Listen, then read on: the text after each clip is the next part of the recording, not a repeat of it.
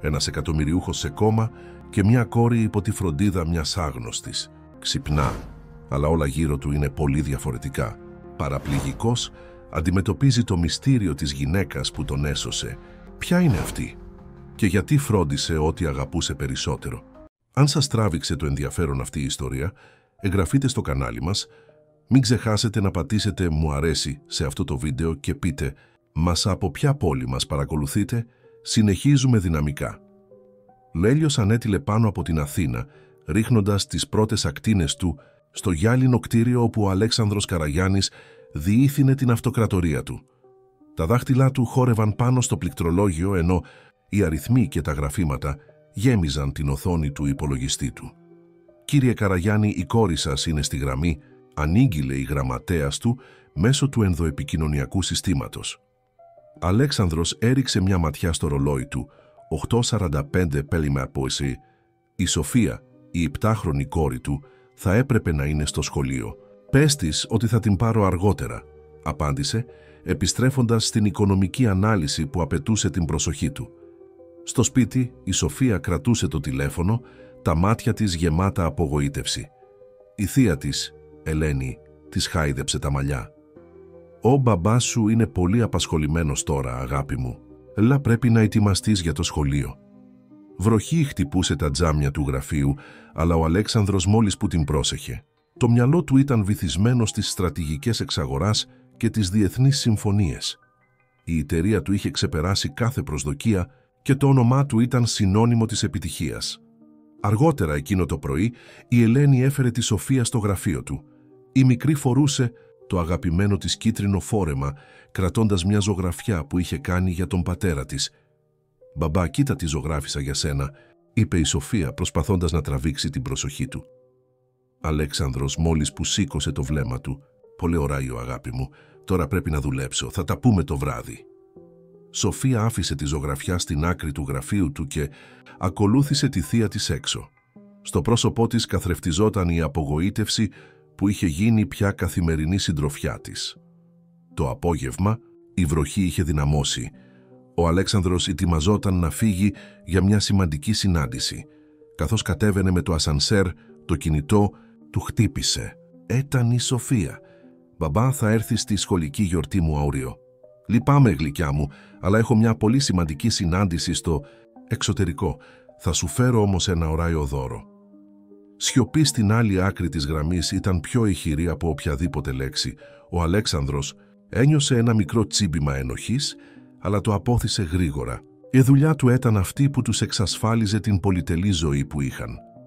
Βγαίνοντας από το κτίριο, άνοιξε την ομπρέλα του και προχώρησε προς το αυτοκίνητό του. Οι δρόμοι της Αθήνας ήταν γλιστεροί από τη βροχή και η κίνηση ήταν πυκνή. Καθώς οδηγούσε, το μυαλό του ήταν στην επερχόμενη συνάντηση, στα νούμερα και τις στρατηγικές. Ξαφνικά ένα φορτηγό έχασε τον έλεγχο μπροστά του. Ο Αλέξανδρος έστριψε απότομα το τιμόνι, προσπαθώντας να αποφύγει τη σύγκρουση. Το τελευταίο πράγμα που είδε ήταν η ζωγραφιά της Σοφίας να πέφτει από τη θέση του συνοδηγού, καθώς το αυτοκίνητο γλιστρούσε ανεξέλεγκτα στην ουγρή άσφαλτο.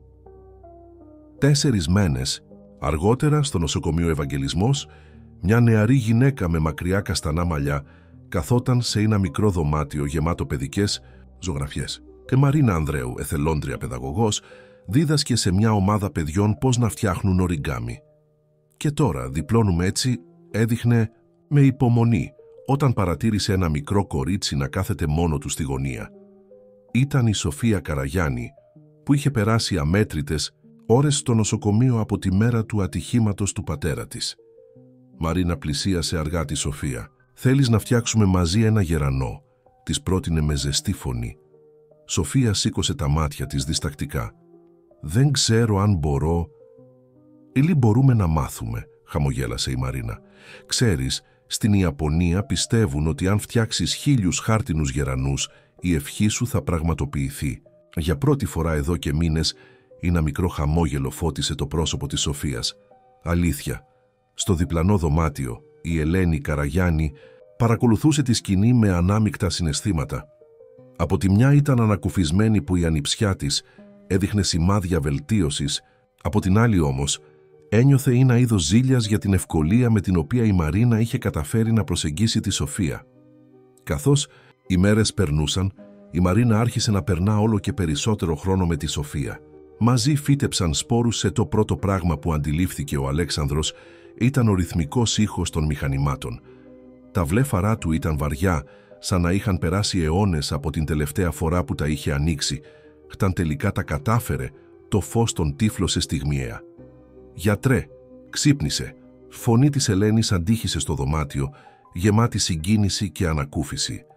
Μέσα στη θολούρα της συνείδησής του, ο Αλέξανδρος προσπάθησε να συγκεντρωθεί.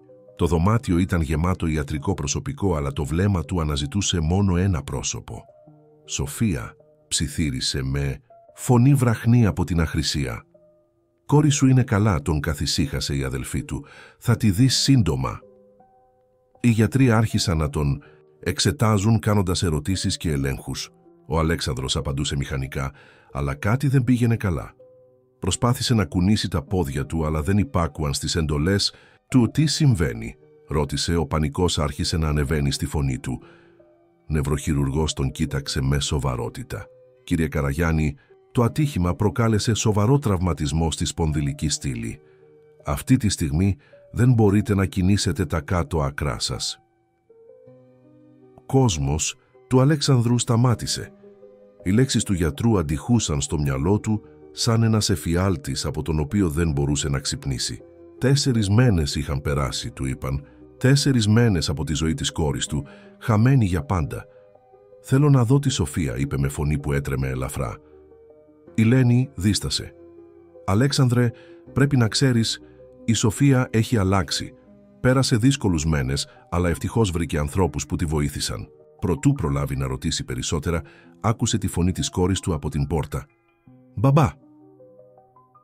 Σοφία στεκόταν εκεί, κρατώντας ένα χάρτινο γερανό και χαμογελώντας πλατιά. Δίπλα της στεκόταν μια νεαρή γυναίκα που δεν είχε ξαναδεί, η οποία της έσφιγγε ενθαρρυντικά τον νόμο. Το κορίτσι έτρεξε κοντά του, αλλά σταμάτησε διστακτικά μπροστά στο κρεβάτι, σαν να φοβόταν να τον αγγίξει. «Σου έφτιαξα κάτι», είπε προτείνοντας τον χάρτινο γερανό. «Η Μαρίνα μου έμαθε πώς να τον φτιάχνω. Λένε ότι φέρνει τύχη». Αλέξανδρος κοίταξε την άγνωστη γυναίκα με απορία και ένα αίσθημα ανασφάλειας. Ποια ήταν αυτή η Μαρίνα και πώς είχε καταφέρει να κερδίσει την εμπιστοσύνη της κόρης του? Οι επόμενες ημέρες ήταν γεμάτες προκλήσεις για τον Αλέξανδρο. Κάθε πρωί ξεκινούσε με την ίδια σκληρή συνειδητοποίηση. Τα πόδια του παρέμεναν ακίνητα. Οι φυσιοθεραπευτές έρχονταν και έφευγαν, μιλώντας για προγράμματα αποκατάστασης και μακροχρόνιες θεραπείες. Ωστόσο, η μεγαλύτερη αλλαγή ήταν ο τρόπος που η Σοφία είχε μεταμορφωθεί. Το ντροπαλό κοριτσάκι που θυμόταν είχε αντικατασταθεί από ένα παιδί γεμάτο ζωντάνια και αυτοπεποίθηση. Και όλα αυτά χάρη στη Μαρίνα. «Μπαμπά, κοίτα!» Η Σοφία μπήκε στο δωμάτιο κρατώντας μια μικρή γλάστρα. «Φυτέψαμε ηλιοτρόπια με τη Μαρίνα. Χταν γυρίσει σπίτι θα έχουν μεγαλώσει». Αλέξανδρος παρατηρούσε την αλληλεπίδραση μεταξύ της κόρης του και της εθελόντριας παιδαγωγού. Η Μαρίνα είχε έναν ιδιαίτερο τρόπο να εξηγεί τα πράγματα στη Σοφία, κάνοντας κάθε μικρή στιγμή μάθησης να μοιάζει με παιχνίδι. «Βλέπεις, Σοφία», εξηγούσε η Μαρίνα, «τα ηλιοτρόπια είναι σαν τους ανθρώπους. Ακόμα και όταν ο ουρανός είναι συννεφιασμένος, αυτά ξέρουν ότι ο ήλιος είναι εκεί και περιμένουν υπομονετικά να εμφανιστεί ξανά». Ελένη παρακολουθούσε με αυξανόμενη ανησυχία. «Αλέξανδρε», είπε μια μέρα όταν ήταν μόνοι τους, «δεν σε ανησυχεί που η Σοφία έχει προσκολληθεί τόσο πολύ σε μια ξένη?» Αλέξανδρος κοίταξε την αδελφή του. «Τι εννοείς?» «Είναι απλώς μια εθελόντρια. Δεν ξέρουμε τίποτα για αυτήν και η Σοφία την ακολουθεί σαν σκιά». Πριν προλάβει να απαντήσει, ακούστηκαν γέλια από τον διάδρομο. Σοφία και η Μαρίνα επέστρεφαν από τον κήπο του νοσοκομείου και η μικρή κρατούσε ένα βιβλίο με εικόνες λουλουδιών. «Μπαμπά, έξερες ότι τα λουλούδια μιλάνε μεταξύ τους?» ρώτησε ενθουσιασμένη η Σοφία. «Η Μαρίνα μου έδειξε ένα βίντεο που εξηγεί πώς ανταλλάσσουν μηνύματα μέσω των ριζών τους». Αλέξανδρος παρατήρησε το πρόσωπο της κόρης του καθώς μιλούσε. Τα μάτια της έλαμπαν με μια ζωντάνια που είχε χρόνια να δει.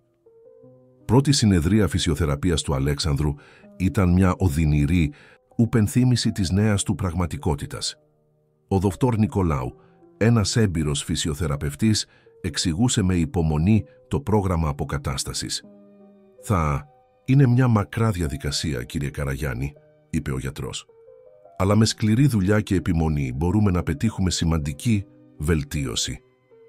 Αλέξανδρος, ο οποίος κάποτε διήθυνε μια αυτοκρατορία από το γραφείο του, τώρα πάλευε να κάνει την παραμικρή κίνηση. Κάθε προσπάθεια τον γέμιζε με απογοήτευση και οργή. «Μπαμπά, κοίτα τι έφτιαξα για σένα». Η φωνή της Σοφίας διέκοψε τις σκοτεινές του σκέψεις. Στεκόταν στην πόρτα κρατώντας ένα χειροποίητο ημερολόγιο διακοσμημένο με ζωγραφιές και αυτοκόλλητα. «Είναι το ημερολόγιο της προόδου σου», εξήγησε η Μαρίνα που στεκόταν δίπλα της. Σοφία σκέφτηκε να καταγράφουμε κάθε μικρό βήμα πρόοδου. Αλέξανδρος κοίταξε το ημερολόγιο. Κάθε σελίδα είχε χώρο για να σημειώνουν τα επιτεύγματα της ημέρας, όσο μικρά κι αν ήταν. Η Σοφία είχε ήδη γράψει στην πρώτη σελίδα: «Σήμερα ο μπαμπάς μου ξεκινάει το ταξίδι του». «Είναι υπέροχο, αγάπη μου», είπε προσπαθώντας να κρύψει τη συγκίνησή του. Καθώς οι ημέρες περνούσαν, ο Αλέξανδρος άρχισε να παρατηρεί πώς η Μαρίνα δούλευε με τη Σοφία. Δεν ήταν απλώς μια δασκάλα. Είχε έναν μοναδικό τρόπο να μετατρέπει κάθε πρόκληση σε ευκαιρία για μάθηση και ανάπτυξη. Μια μέρα, ενώ πάλευε με μια ιδιαίτερα δύσκολη άσκηση, άκουσε τη Μαρίνα να λέει στη Σοφία: «Βλέπεις πόσο σκληρά προσπαθεί ο μπαμπάς σου. Είναι σαν το μικρό σπόρο που φυτέψαμε.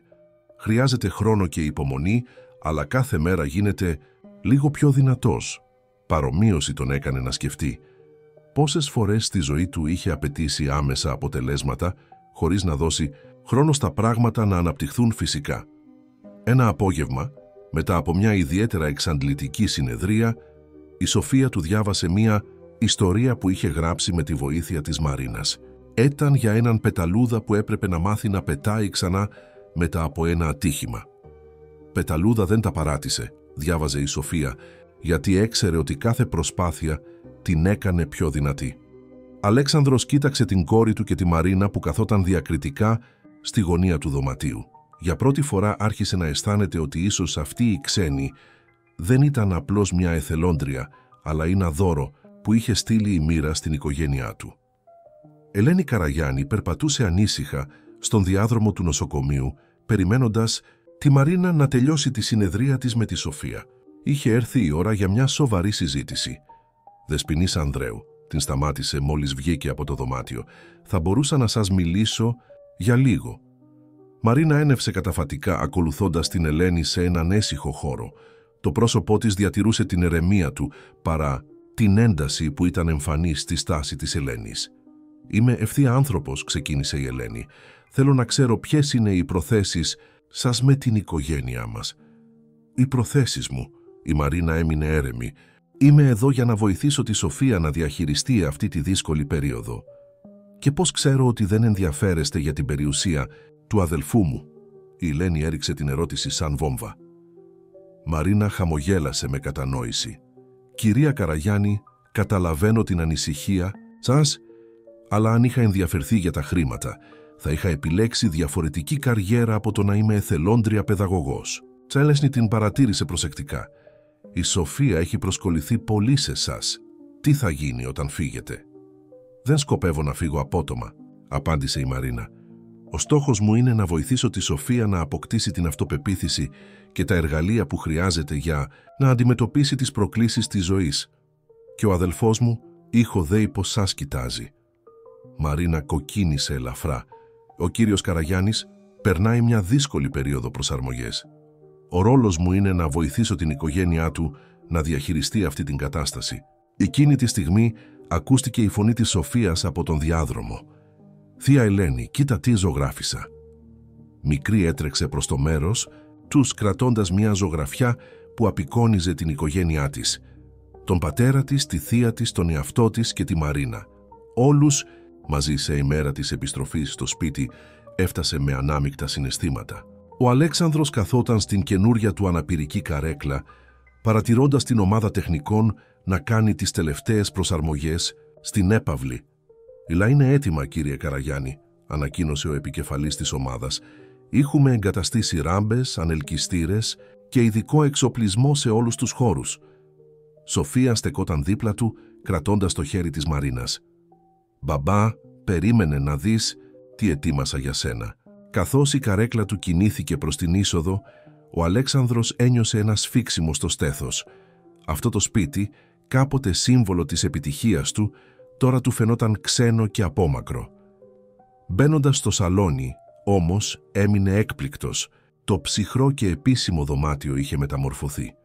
Πολύχρωμα μαξιλάρια στόλιζαν τους καναπέδες, ζωγραφιές της Σοφίας κοσμούσαν τους τοίχους και μικρές γλάστρες με λουλούδια έδιναν ζωή στον χώρο. «Μαρίνα με βοήθησε να φτιάξουμε ένα σπίτι γεμάτο χρώματα», εξήγησε η Σοφία με ενθουσιασμό. «Ήτσι θα είναι πιο χαρούμενο».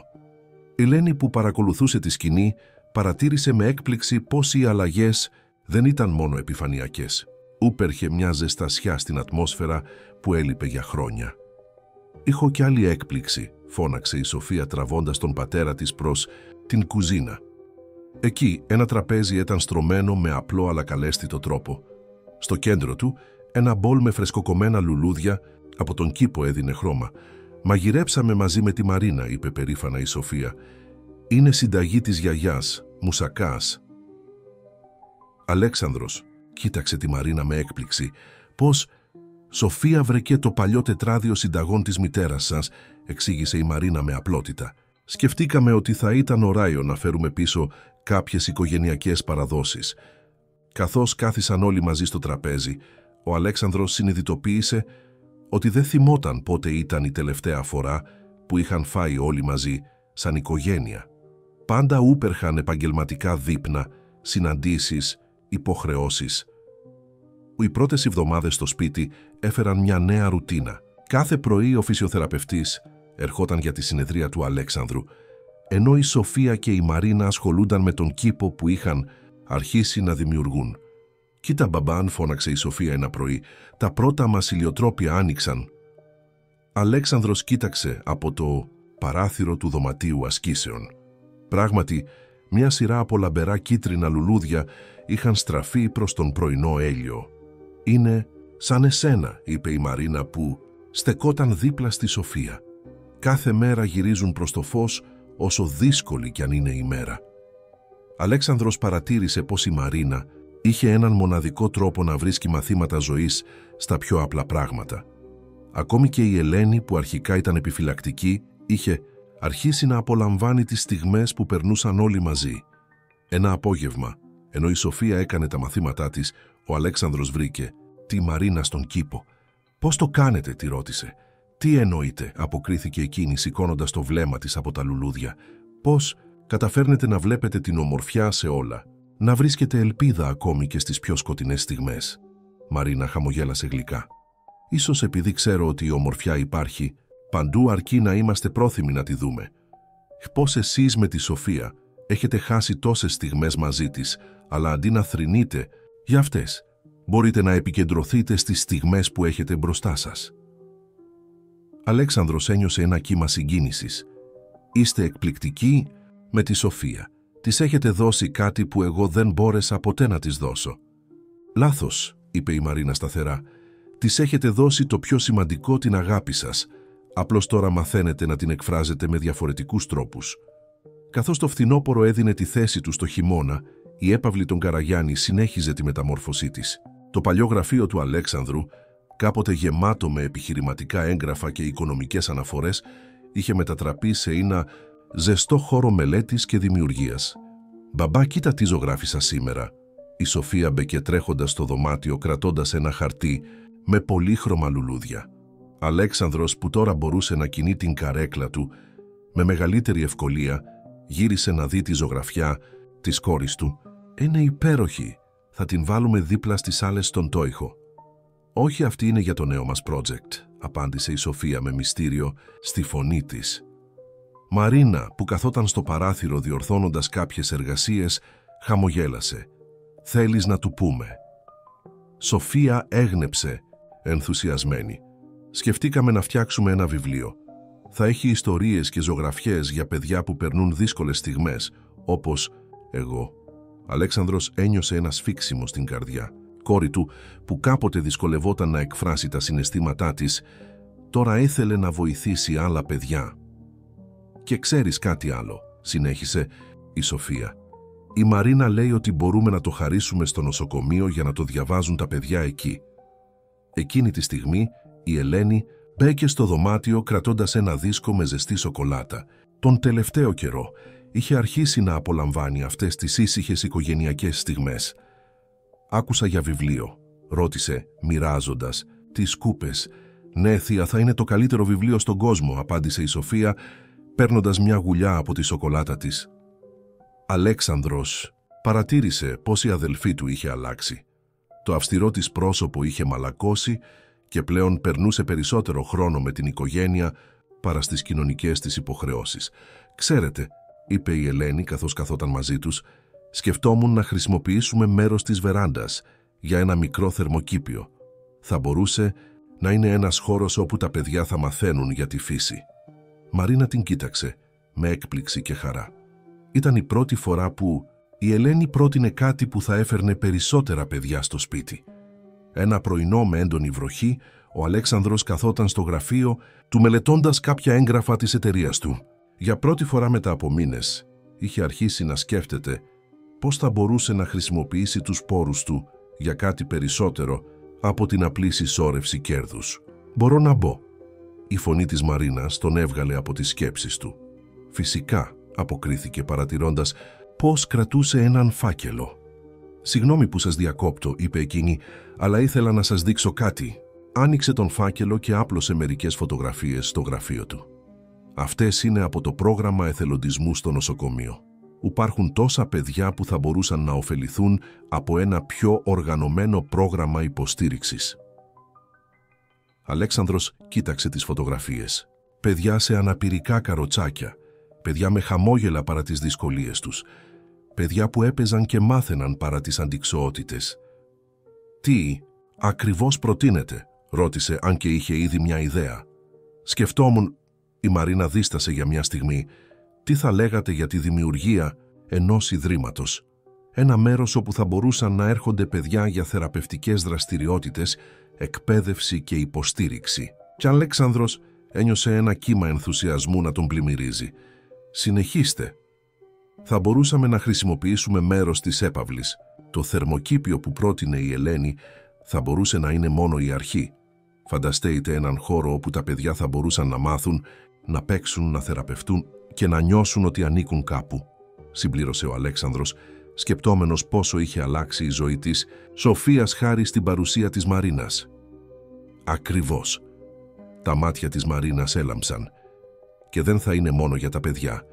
Θα μπορούσε να γίνει ένας χώρος όπου οι οικογένειες θα βρίσκουν υποστήριξη, όπου...» Τι διέκοψε ο ήχος βημάτων. Η Σοφία μπήκε στο δωμάτιο κρατώντας το πρώτο ολοκληρωμένο αντίτυπο του βιβλίου της. Το αντίτυπο του βιβλίου της Σοφίας έγινε η αφορμή για μια μεγαλύτερη συζήτηση. Ο Αλέξανδρος κάλεσε όλη την οικογένεια στο σαλόνι για να μοιραστεί το όραμά του. «Θέλω να μετατρέψουμε ένα μέρος της έπαυλης σε ένα κέντρο για παιδιά και οικογένειες που αντιμετωπίζουν προκλήσεις», ανακοίνωσε κοιτάζοντας τις αντιδράσεις τους. Σοφία πετάχτηκε ενθουσιασμένη από τη θέση της. «Αλήθεια, μπαμπά, θα μπορούν να έρχονται κι άλλα παιδιά εδώ». «Ακριβώς», χαμογέλασε ο Αλέξανδρος.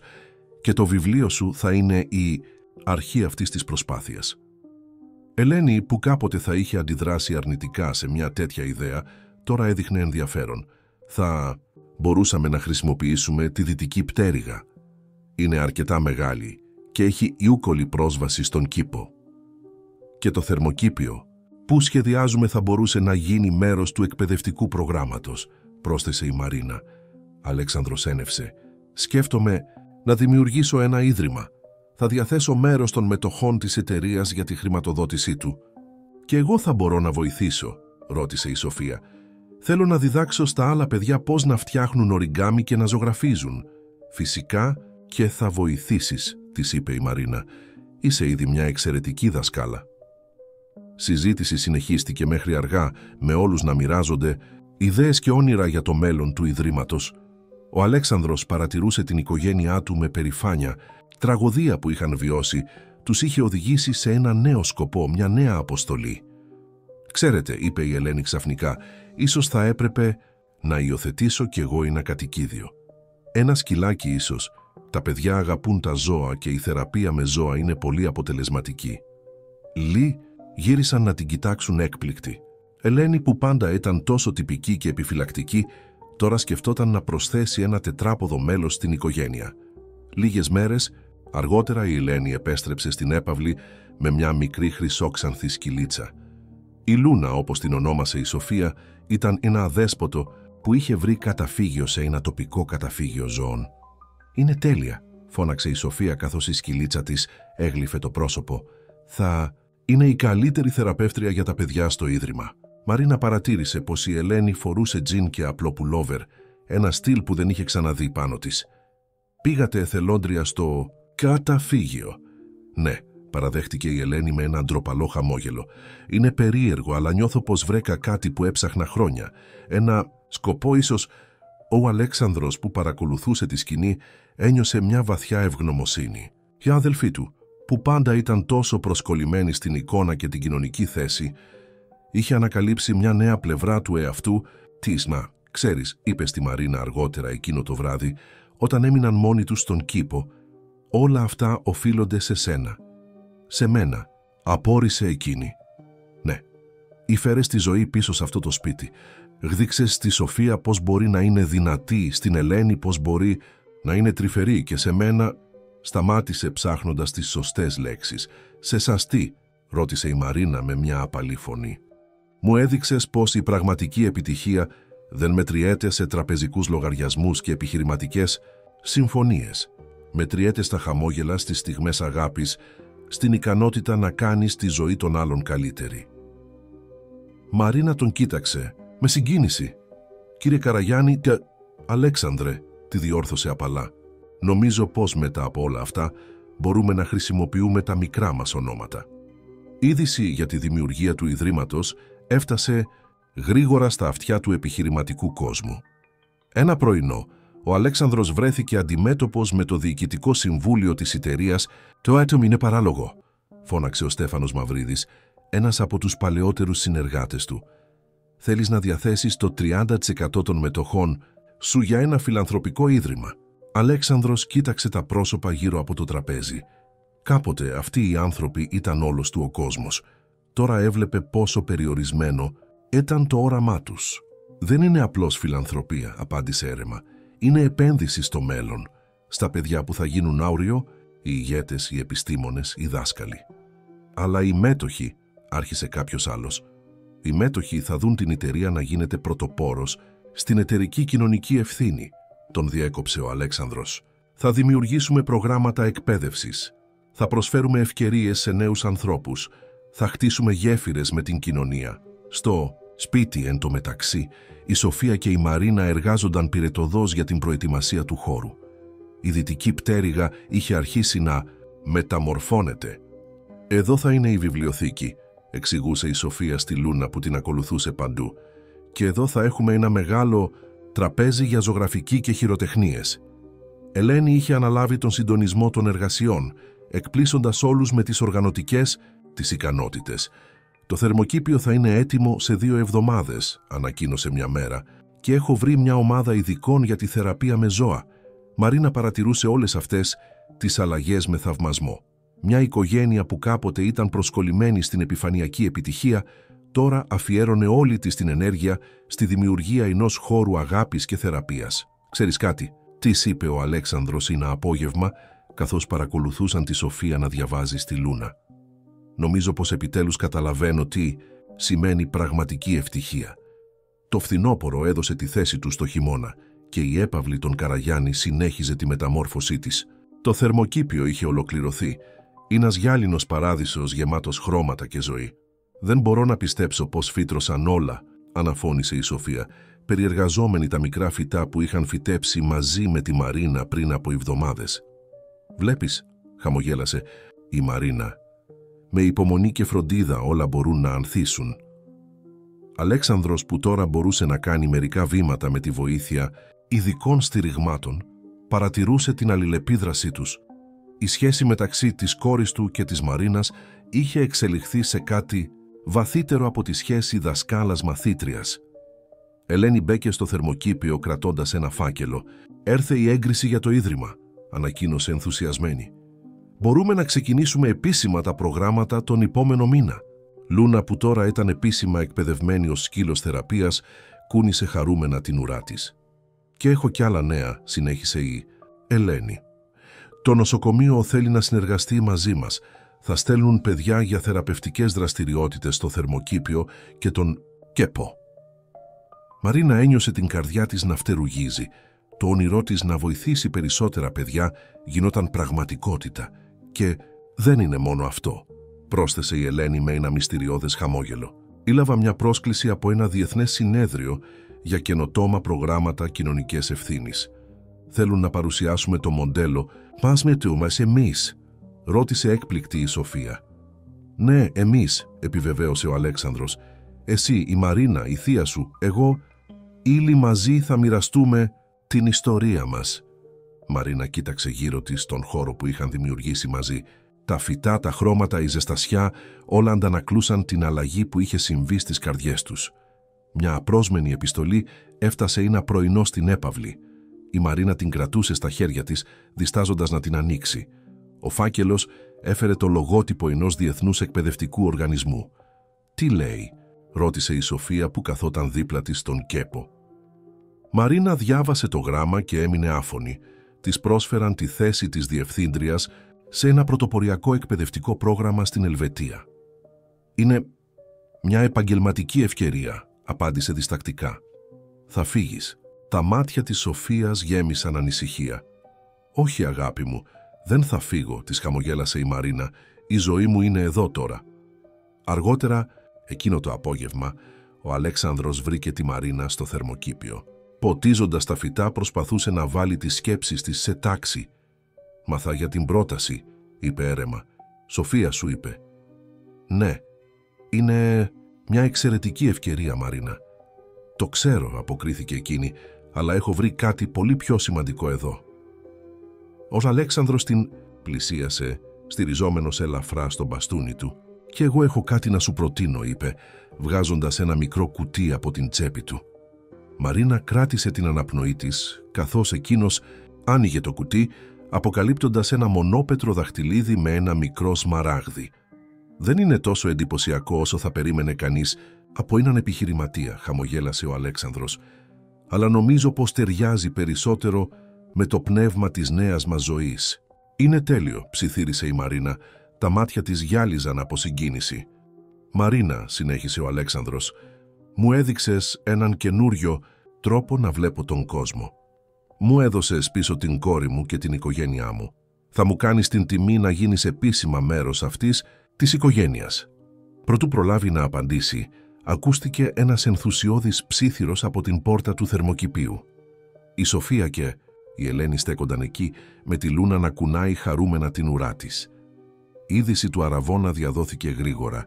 Ο κοινωνικός κύκλος των Καραγιάννη περίμενε μια μεγαλοπρεπή δεξίωση, αλλά ο Αλέξανδρος και η Μαρίνα είχαν άλλα σχέδια. «Θέλω να γίνει εδώ στον κήπο», είπε η Μαρίνα καθώς περπατούσαν ανάμεσα στα παρτέρια με τα λουλούδια.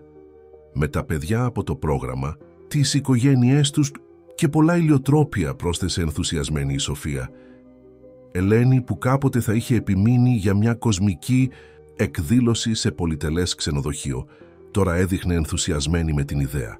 «Μπορούμε να βάλουμε τα παιδιά να φτιάξουν τις διακοσμήσεις και η Λούνα θα είναι η παρανυφάκος». «Και εγώ τι θα είμαι?» ρώτησε η Σοφία. Μαρίνα την αγκάλιασε τρυφερά. «Εσύ θα είσαι η καρδιά της τελέτης, αγάπη μου. Χωρίς εσένα τίποτα από αυτά δεν θα είχε συμβεί».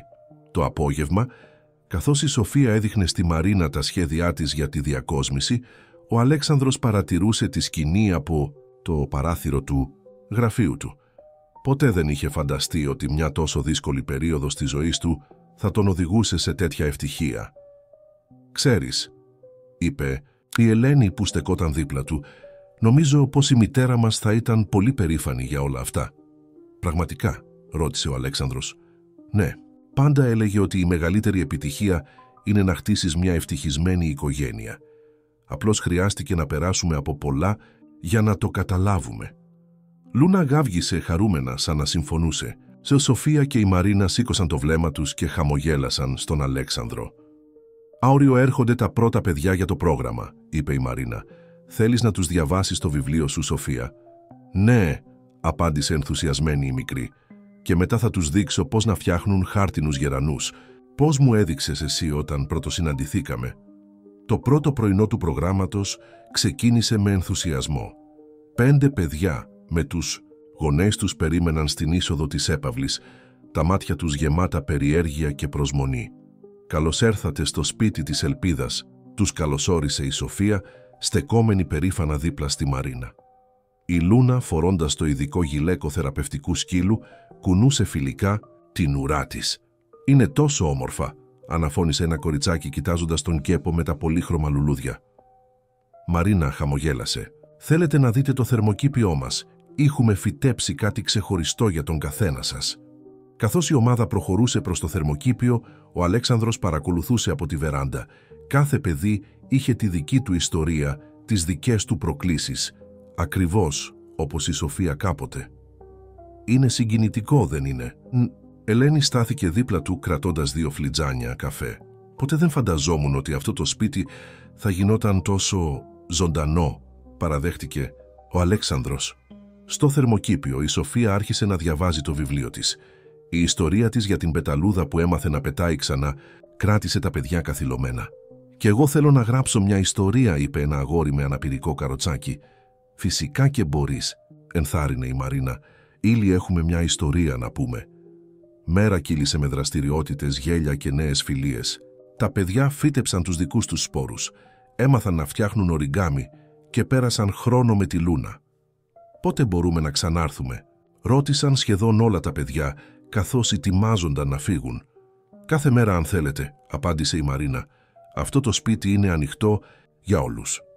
Το βράδυ, καθώς η οικογένεια καθόταν στον κήπο, η Σοφία ρώτησε: «Μπαμπά, πιστεύεις ότι θα βοηθήσουμε όλα αυτά τα παιδιά όπως βοήθησε εμένα η Μαρίνα?»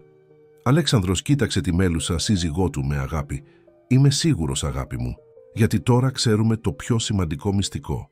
«Ποιο μυστικό?» ρώτησε η Σοφία. «Τι η πιο μεγάλη θεραπεία είναι η αγάπη», απάντησε η Μαρίνα παίρνοντας το χέρι της Σοφίας στο δικό της. Οι προετοιμασίες για τον γάμο ήταν σε πλήρη εξέλιξη, αλλά όχι με τον παραδοσιακό τρόπο. Αντί για ακριβούς διακοσμητές και σχεδιαστές, τα παιδιά του προγράμματος είχαν αναλάβει τη διακόσμηση. «Κοιτάξτε τι φτιάξαμε», φώναξε η Μαρία, ένα από τα παιδιά του προγράμματος, δείχνοντας μια γυρλάντα από χάρτινα λουλούδια. «Είναι υπέροχη», ενθουσιάστηκε η Μαρίνα. «Θα την βάλουμε στην είσοδο του κήπου». Σοφία και τα άλλα παιδιά είχαν αποφασίσει να κάνουν μια έκπληξη στο ζευγάρι. Κάθε παιδί θα έγραφε μια μικρή ιστορία για το τι σήμαινε για αυτό το σπίτι της ελπίδας. «Νομίζω πως η μαμά μου θα ήταν πολύ χαρούμενη», είπε η Σοφία στην Ελένη καθώς έφτιαχναν μαζί τις προσκλήσεις. «Η Μαρίνα λέει ότι όσοι αγαπάμε είναι πάντα μαζί μας». Ελένη αγκάλιασε την ανιψιά της. «Είχε δίκιο και η μαμά σου θα ήταν τόσο περήφανη για σένα». Στο μεταξύ ο Αλέξανδρος είχε μια δική του έκπληξη για τη Μαρίνα. Με τη βοήθεια των παιδιών είχε φτιάξει ένα μικρό βιβλίο με φωτογραφίες και αναμνήσεις από την κοινή τους πορεία.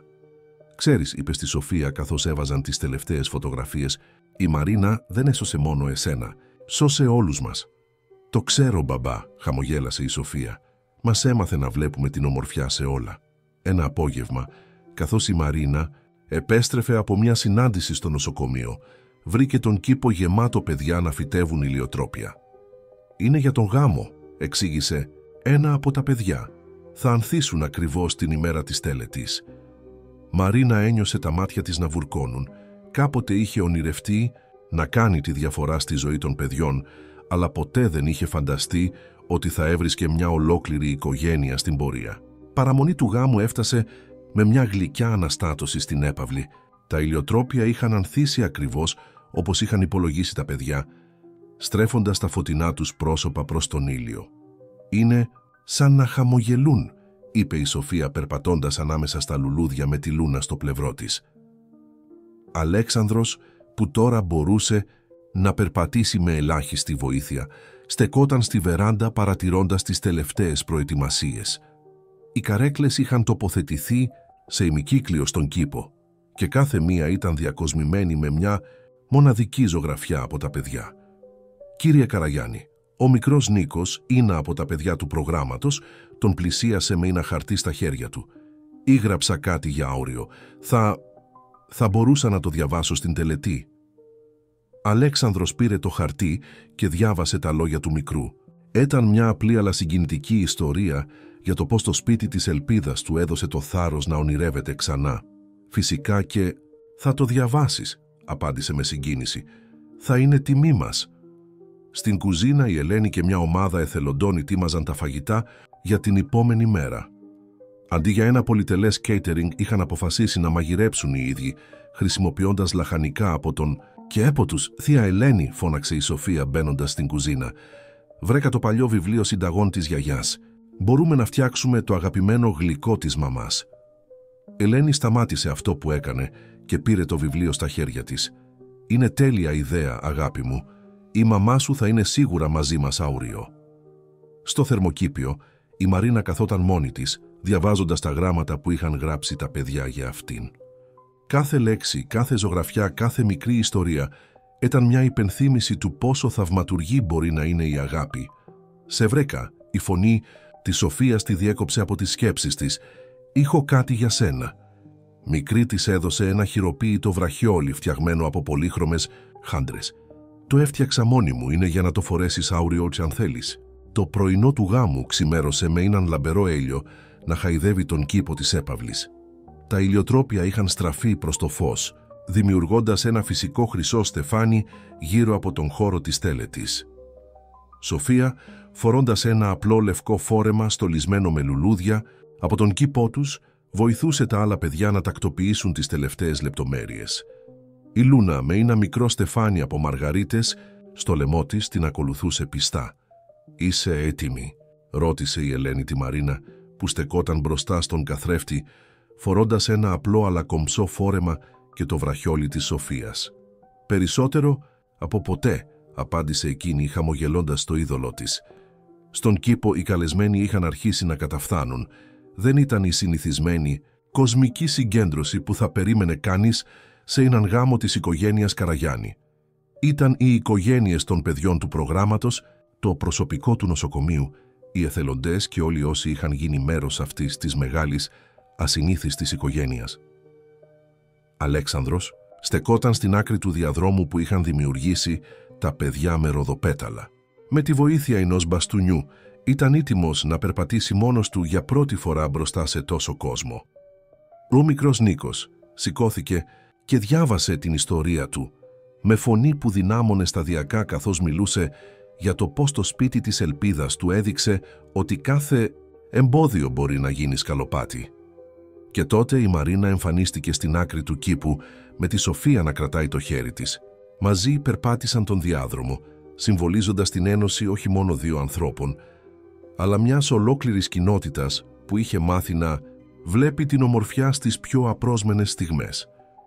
Στιγμή των όρκων έφτασε και ο Αλέξανδρος έπιασε τα χέρια της Μαρίνας, κοιτάζοντας την στα μάτια με αγάπη και ευγνωμοσύνη. «Μαρίνα», άρχισε με φωνή γεμάτη συγκίνηση, «πριν από σένα ήμουν ένας άνθρωπος που μετρούσε την επιτυχία σε αριθμούς και συμβόλαια. Μου έδειξες ότι η πραγματική επιτυχία μετριέται σε χαμόγελα, σε αγκαλιές, σε στιγμές αγάπης. Μου έδωσες πίσω την κόρη μου, την οικογένειά μου και κυρίως την ψυχή μου». Τα μάτια της Μαρίνας γέμισαν δάκρυα καθώς άκουγε τα λόγια του. Η Σοφία που στεκόταν δίπλα τους κρατούσε σφιχτά το χέρι της Ελένης. «Υπόσχομαι», συνέχισε ο Αλέξανδρος, «να περπατήσω μαζί σου αυτό το μονοπάτι της αγάπης και της προσφοράς. Να στηρίζω τα όνειρά σου όπως εσύ στήριξες τα δικά μας. Να βλέπω τον κόσμο με την καρδιά όπως μας έμαθες». Μαρίνα πήρε μια βαθιά ανάσα πριν μιλήσει. «Αλέξανδρε, όταν πρωτομπήκα σε αυτό το σπίτι, ήμουν απλώς μια εθελόντρια που ήθελε να βοηθήσει. Δεν περίμενα να βρω μια οικογένεια, ένα σπίτι, έναν σκοπό. Μου έδειξες ότι η αληθινή δύναμη βρίσκεται στην ικανότητά μας να αλλάζουμε, να μεγαλώνουμε, να αγαπάμε». Στράφηκε προς τη Σοφία. «Και εσύ, αγάπη μου, Μου έδειξες ότι η ελπίδα μπορεί να ανθίσει ακόμη και στις πιο δύσκολες στιγμές. Υπόσχομαι να είμαι πάντα εδώ για σας, να στηρίζω αυτή την οικογένεια και όλες τις οικογένειες που θα έρθουν στο σπίτι της ελπίδας.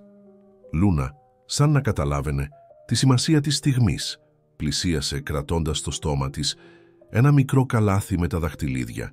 Τα παιδιά χειροκρότησαν και γέλασαν, δίνοντας στη στιγμή μια γλυκιά απλότητα. Καθώς αντάλλασαν τα δαχτυλίδια, ένα απαλό αεράκι φύσηξε στον κήπο, κάνοντας τα ηλιοτρόπια να χορέψουν. Η Σοφία έσφιξε το χέρι της Μαρίνας και του πατέρα της, ενώνοντας την οικογένεια σε έναν κύκλο αγάπης. Μετά την τελετή, ο κήπος μεταμορφώθηκε σε έναν χώρο γιορτής.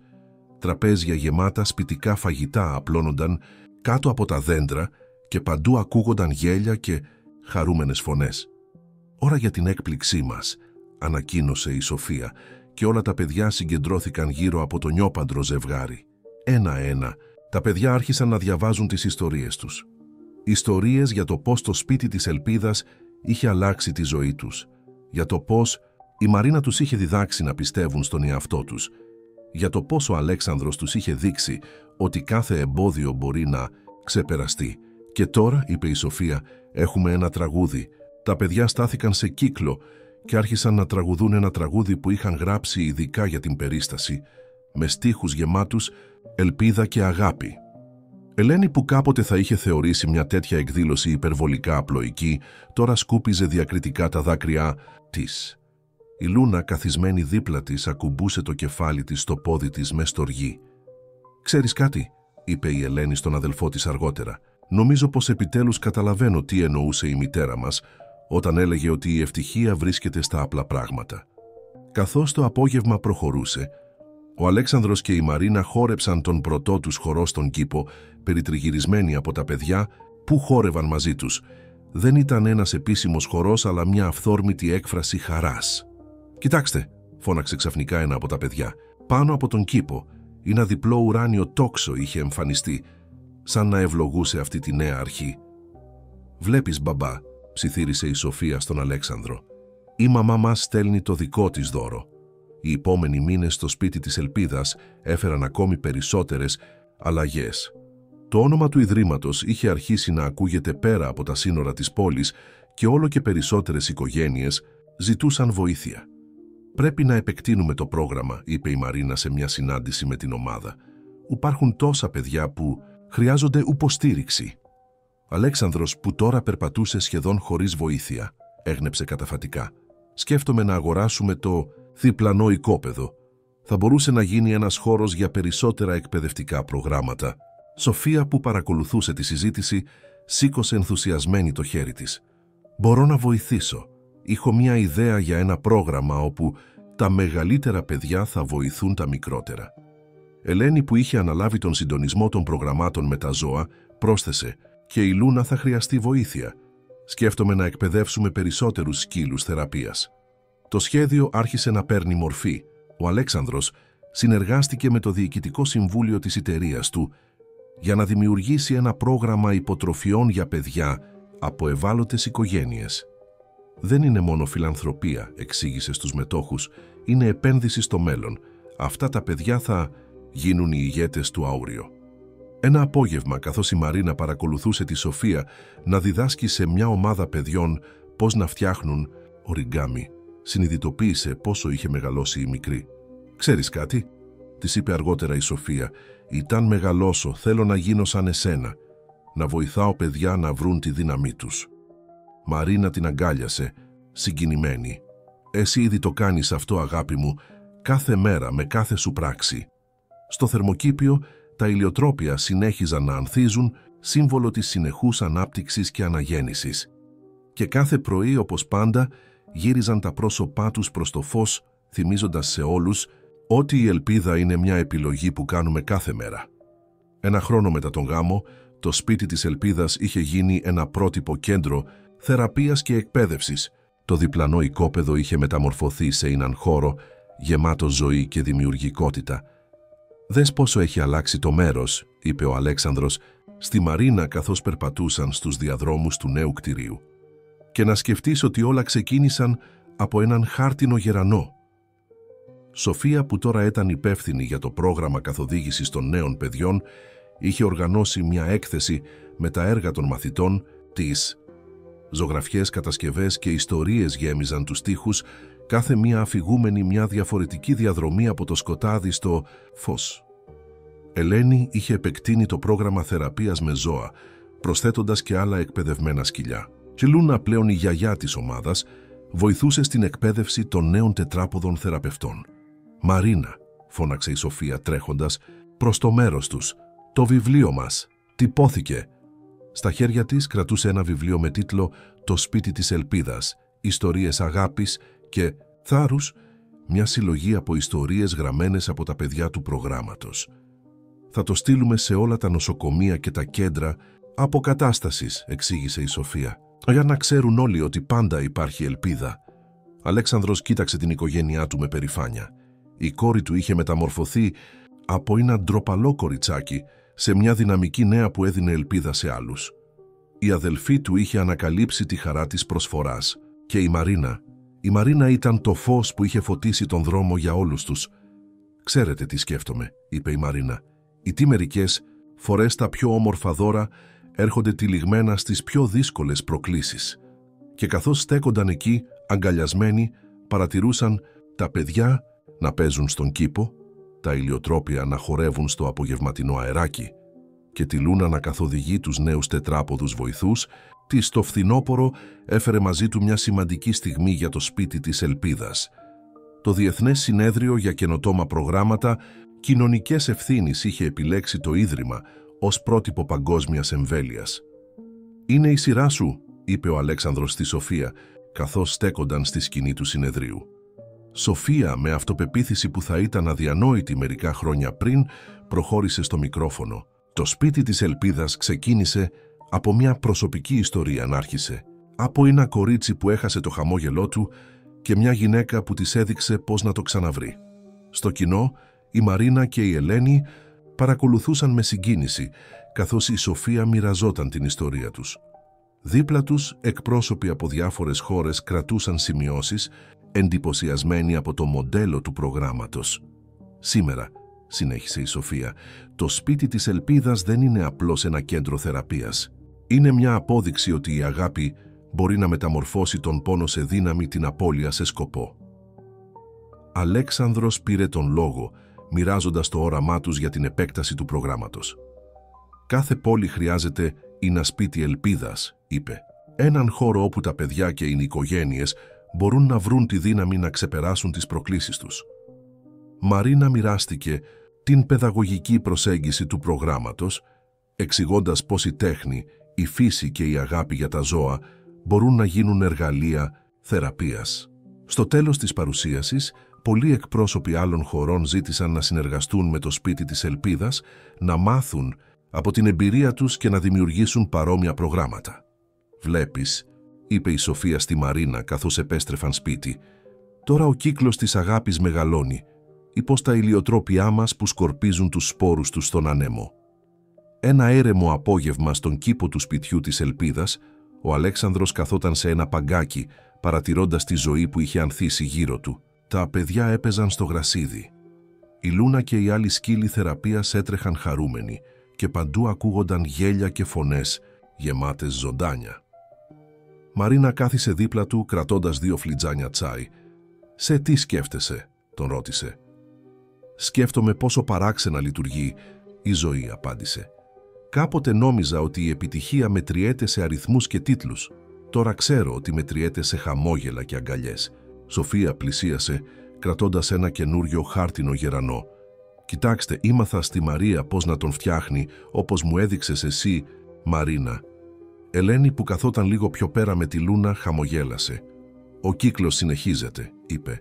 «Κάθε παιδί που βοηθάμε γίνεται με τη σειρά του ένας φάρος ελπίδας για κάποιον άλλο».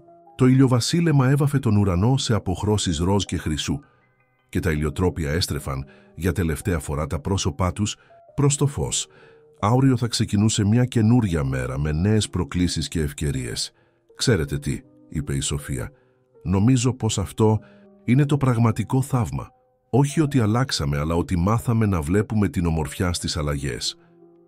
Αλέξανδρος αγκάλιασε την οικογένειά του, νιώθοντας μια βαθιά ευγνωμοσύνη, και ζωή του, που κάποτε περιστρεφόταν γύρω από την επιχειρηματική επιτυχία, είχε βρει ένα νέο κέντρο, την αγάπη, την οικογένεια και τη χαρά της προσφοράς. «Τελικά», είπε η Μαρίνα, «η ελπίδα δεν είναι κάτι που περιμένουμε να έρθει. Είναι κάτι που δημιουργούμε μαζί κάθε μέρα με κάθε μικρή πράξη αγάπης». Αγαπητοί ακροατές, ελπίζουμε η ιστορία του σπιτιού της ελπίδας να άγγιξε τις καρδιές σας. Για περισσότερες συγκινητικές ιστορίες που εμπνέουν και μας θυμίζουν τη δύναμη της αγάπης, ακολουθήστε το κανάλι μας και μοιραστείτε τις σκέψεις σας στα σχόλια.